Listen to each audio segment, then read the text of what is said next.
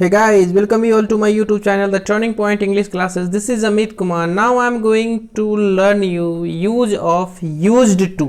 Used to क्या है?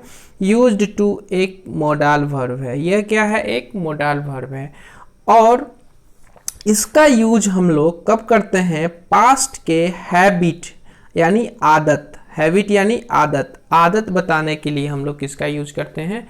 Use to का हम लोग यूज करते हैं यानी प्रयोग करते हैं। अब एक क्वेश्चन एराइज हो रहा है कि हिंदी का कैसा वाक्य रहेगा कि उसको हम लोग यूज टू में प्रयोग करेंगे, यूज टू का प्रयोग करेंगे।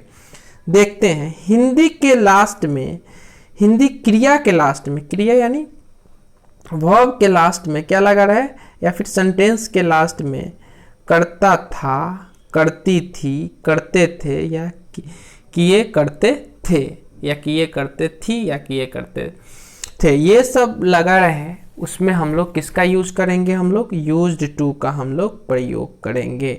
और जैसा कि हम लोग जानते हैं कि यूज्ड टू यानी कोई भी मोडाल वर्ब होते हैं उसके साथ हम लोग वर्ब वन का ही यूज करते हैं। अब देख लेते हैं इसका एफर्मेटिव का स्ट्रक्चर। एफर्मेटिव का स्ट्रक्चर क्या होगा? सब्जेक्ट रहेगा, सब्जेक्ट के बाद यूज्ड टू रहेगा, इसके बाद V1 और अदर वर्ड या फिर यूँ कह ले ऑब्जेक्ट भी रहेगा। अब देखते हैं हम लोग हिंदी का एक ट्रांसलेशन। मधु क्रिकेट खेला करती थी। मधु, मधु किसी का नाम है इसीलिए क्या लगाएंगे हम लोग? मधु। उसके बाद होगा यूज्ड टू, इसके बाद लगाना है हम लोग को V1। V1 क्या है? प्ले। उसके बाद और ऑब्जेक्ट क्या है? Cricket. Madhu use to play cricket. Modi ji चाय बेचा करते थे। मोदी जी क्या करते थे? चाय बेचा करते थे। तो क्या होगा? मोदी जी, मोदी जी, इसके बाद क्या लगाना है हम लोग को? Use to. बेचना का अंग्रेजी क्या होता है? Sell. Modi ji use to sell tea. अब एक और एग्जाम्पल देखते हैं। मेरी दादा संस्कृत बोला करते थे। माई ग्रैंड पा यूज टू स्पीक संस्कृत। ये तो हो गया एफर्मेटिव का स्ट्रक्चर। अब हम लोग देखते हैं निगेटिव। ऐसे सेंटेंस जो निगेटिव लिखा रहे इसका हम लोग यूज कैसे करते हैं। अब देख लेते हैं हम लोग निगेटिव। निगेटिव मतलब क्या? नकारात्मक, जिसमें क्या लगा रहा है? ना लगा रहे और नहीं लगा रहे, उसको क्या बोलते हैं हम लोग? निगेटिव बोलते हैं।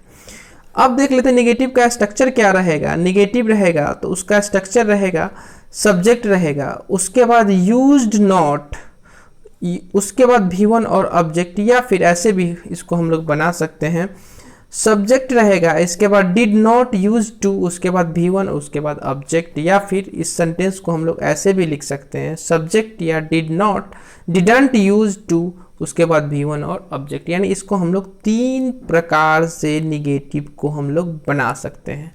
अब देखते हैं कि एग्जाम्पल। वह मुझे पसंद नहीं किया करती थी। इसका क्या होगा? एक तो होगा she didn't use to like me, और एक क्या होगा? She use not to like me, और एक क्या होगा? She did not use to like me. अब देख लेते हैं कुछ और नेगेटिव के स्ट्रक्चर जिससे हम लोगों को ये क्लियर हो पाएगा। क्या होगा? वे लोग यूट्यूब नहीं देखा करते थे। वे लोग का अंग्रेजी होता है दे के साथ क्या लगाना है? यूज्ड, उसके बाद not to watch the YouTube. अब देख लेते हैं हम लोग इसका एक और प्रकार से कैसे बनेगा। दे डिडंट, सॉरी यहाँ पे नोट नहीं होगा। They didn't use to watch the YouTube. अब देख लेते हैं एक और एग्जाम्पल। अंजलि भोजपुरी फिल्म नहीं देखा करती थी। अंजलि किसी का नाम है तो क्या हो जाएगा? अंजलि। उसके बाद लगाना है हम लोग used not to watch a Bhojpuri film, या फिर Anjali did not use to watch the Bhojpuri film. ये हो गया हम लोगों का एफर्मेटिव और निगेटिव का स्ट्रक्चर देख लिए। अब देख लेते हैं हम लोग इंट्रोगेटिव। इंट्रोगेटिव किसे बोलते हैं? इंट्रोगेटिव जो क्या से स्टार्ट होगा, हिंदी का शब्द क्या से स्टार्ट होगा उसको हम लोग क्या बोलते हैं? इंट्रोगेटिव बोलते हैं, यानी क्या से शुरू होगा।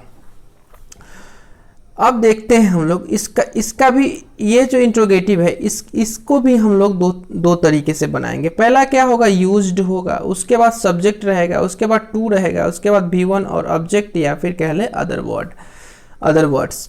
अब उसके पहला और दूसरा तरीका क्या होगा, डिड रहेगा, उसके बाद सब्जेक्ट रहेगा, उसके बाद क्या होगा, यूज्ड टू, उसके बाद V1, उसके बाद ऑब्जेक्ट या फिर अदर वर्ड। अब देख लेते हैं एक हम लोग एग्जाम्पल। क्या तुम मछली खाया करते थे। पहला का क्या होगा, used you to eat a fish या फिर did you use to eat a fish. अब देख लेते हैं हम लोग दूसरा एक स्ट्रक्चर। क्या रीना फुटबॉल खेला करती थी।